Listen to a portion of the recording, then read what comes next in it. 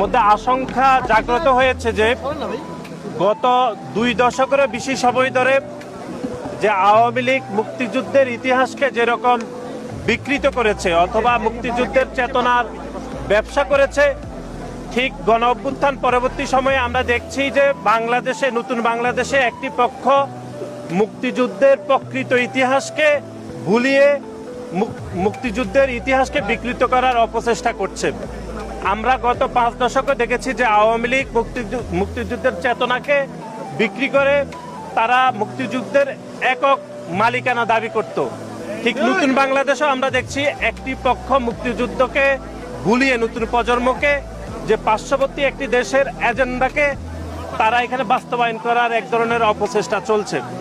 আপনারা দেখেছেন যে গত কয়েকদিন আগে যে শহীদ বুদ্ধিজীবী দিবস উপলক্ষে চট্টগ্রাম বিশ্ববিদ্যালয়ের একজন উপাচার্য এরকম একটি দায়িত্বশীল পদে থেকে তিনি মহান মুক্তিযুদ্ধ এবং আমাদের বুদ্ধিজীবী দিবসকে যেভাবে খাটো করেছেন এবং প্রকৃত ইতিহাসকে যেভাবে বিকিয়ে নতুন প্রজন্মকে বিভ্রান্ত করার অপচেষ্টা করছেন, বাংলাদেশ জাতীয়তাবাদী ছাত্রদল এর তীব্র নিন্দা জানাচ্ছে।